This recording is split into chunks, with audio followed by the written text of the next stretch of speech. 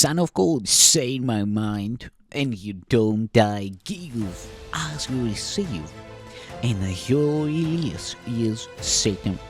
This is the part 304 in the series Christ's Forgiveness, How to Manifest Immortality Season 2. And the name of today's teaching is The Laws of Healing. This is a course in miracles. As such, the laws of healing must be understood before the purpose of the course can be accomplished. Let us review the principles that we have covered and arrange them in a way that summarizes all that must occur for healing to be possible. For when it once is possible, it must occur. All sickness comes from separation. When the separation is denied, it goes.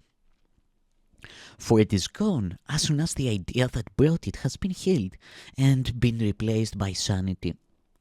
Sickness and sin are seen as consequence and cause in a relationship kept hidden from awareness that it may be carefully preserved from reason's light. Guilt asks for punishment and its request is granted. Not in truth, but in the world of shadows and illusions built on sin. The Son of God perceived what he would see, because perception is a wish fulfilled. Perception changes made to take the place of changeless knowledge. Yet is truth unchanged. It cannot be perceived, but only known. What is perceived takes many forms, but none has meaning. Brought to truth, its senselessness is quite apparent. Kept apart from truth, it seems to have a meaning and be real. Perception's laws are opposite to truth, and what is true of knowledge is not true of anything that is apart from it. Yet has God given answer to the world of sickness, which applies to all its forms. God's answer is eternal, though it works in time where it is needed. Yet because it is of God, the laws of time does not affect its workings. It is in this world, but not a part of it, for it is real and dwells where all reality must be. Ideas leave not their source, and their effects but seem to be apart from them. Ideas are of the mind. What is projected out and seems to be external to the mind is not outside at all, but an effect of what is in and has not left its source. God's answer lies where the belief in sin must be, for only there can its effects be utterly undone and without cause. Perception's laws must be reversed, because they are reversals of the laws of truth. The laws of truth forever will be true and cannot be reversed, yet can be seen as upside down, and this must be corrected where the illusion of reversal lies. It is impossible that one illusion be less amenable to truth than are the rest.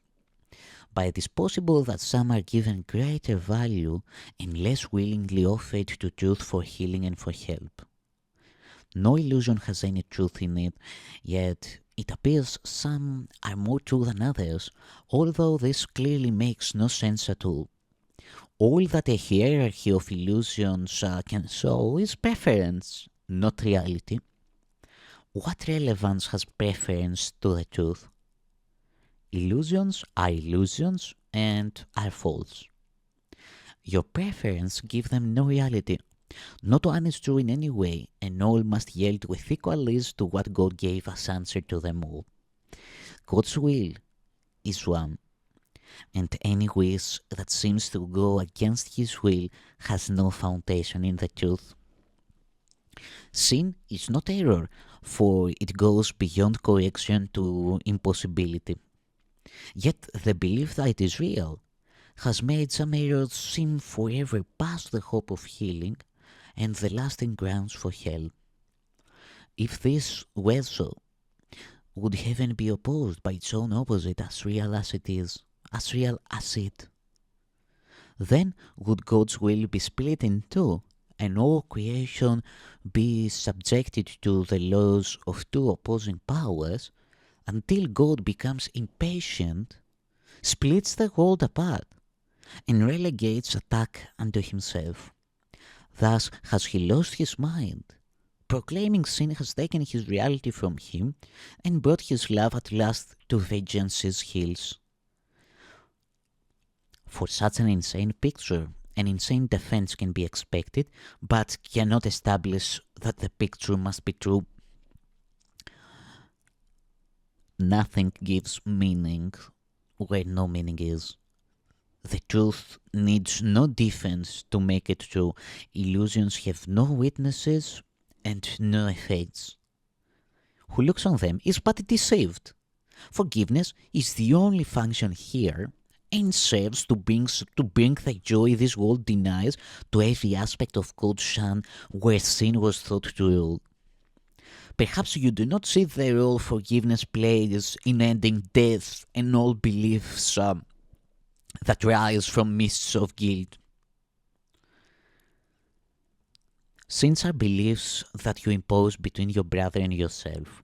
They limit you to time and place and give a little space to you, another little space to him.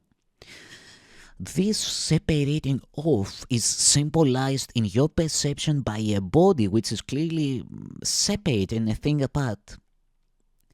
Yet what this symbol represents is but your wish to be apart and separate. Forgiveness takes away what stands between your brother and yourself. It is the wish that you be joined with him and not apart.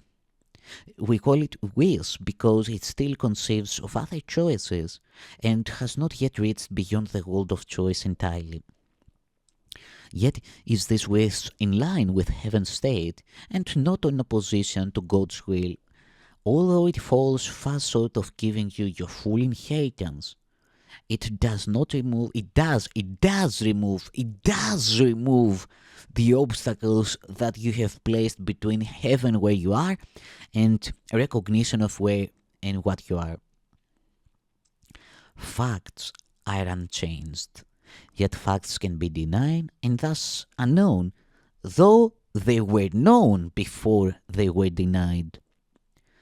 Salvation, perfect and complete, asks but a little wish that what is true be true, a little willingness to overlook what is not there, a little sigh that speaks for heaven as a preference to this world that death and desolation seem to rule.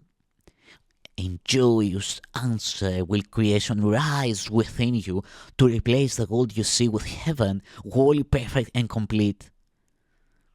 What is forgiveness but a willingness that truth be true? What can remain unhealed and broken from a unity which holds all things within itself? There is no sin, and every miracle is possible the instant that the Son of God perceives his wishes and the will of God are one. What is the will of God? He wills his Son have everything. And this he guaranteed when he created him as everything. It is impossible that anything be lost if what you have is what you are. This is the miracle by which creation became your function, sharing it with God. It is not understood apart from him and therefore has no meaning in this world. Here does the Son of God ask not too much, but far too little.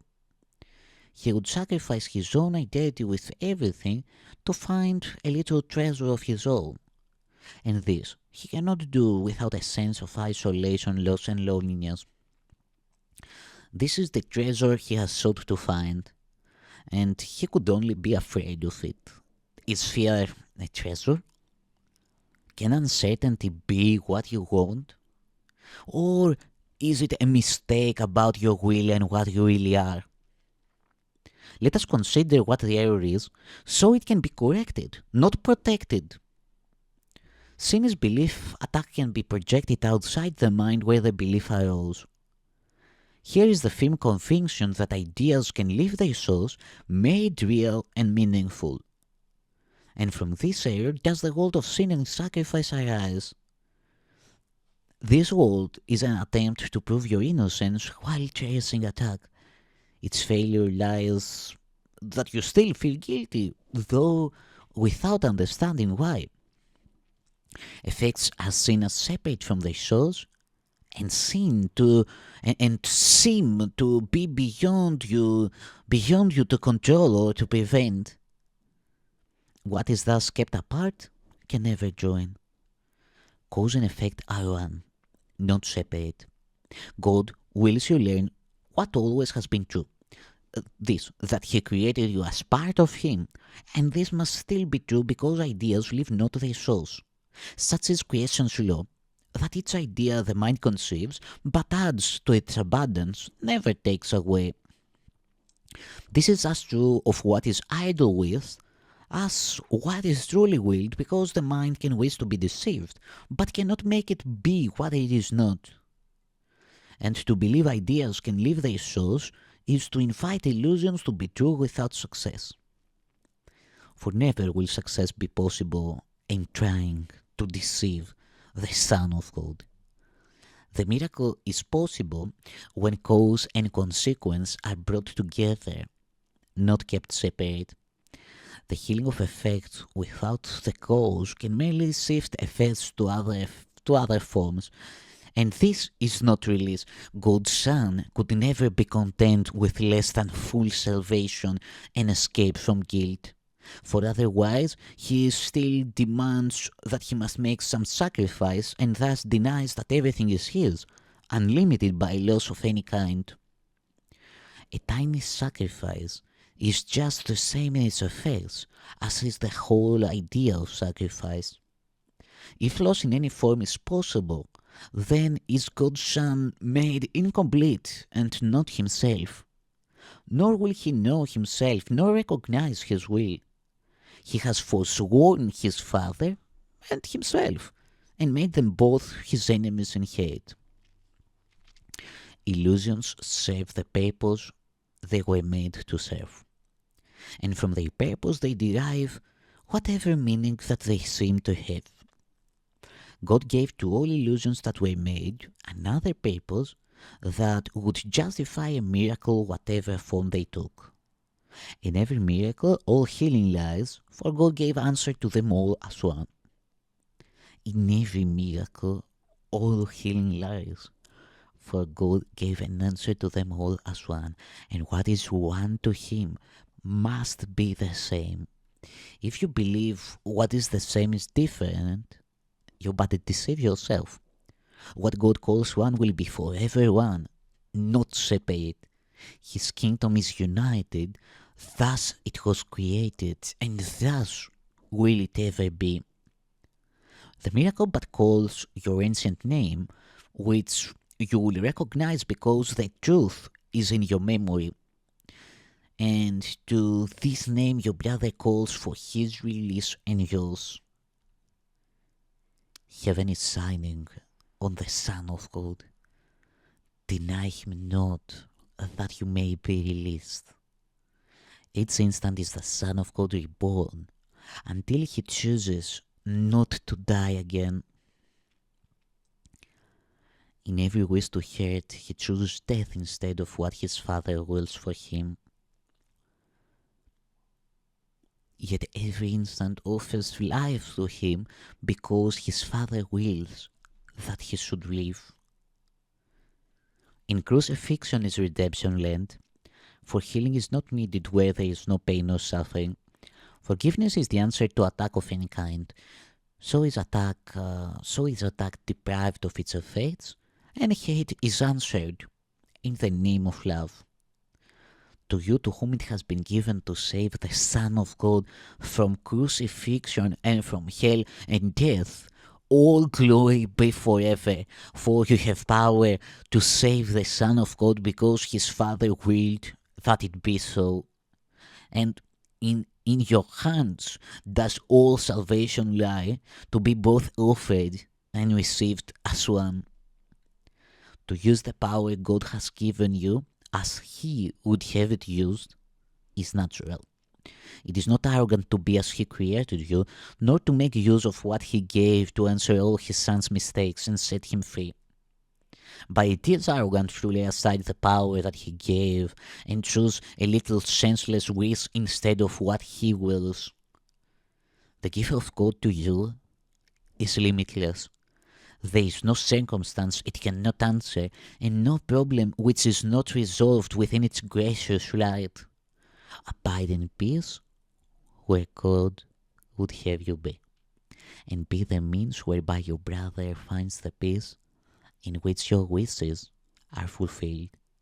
Let us unite in bringing blessing to the world of sin and death. For what can save each one of us? Can save us all. There is no difference among the sons of God. The unity that specialness denies will save them all, for what is one can have no specialness, and everything belongs to each of them. No wish lie between a brother and his son. To get from one is to deprive them all, and yet who bless but one gives blessing to them all as one. Your ancient name belongs to everyone, as theirs to you. Call on your brother's name, and God will answer, for on him you called. Could he refuse to answer when he has already answered all who call on him? A miracle can make no change at all, but it can make what always has been true be recognized by those who know it not, and by this little gift of truth, but let it to be itself, the Son of God allowed to be himself, and all creation freed to call upon the name of God as one.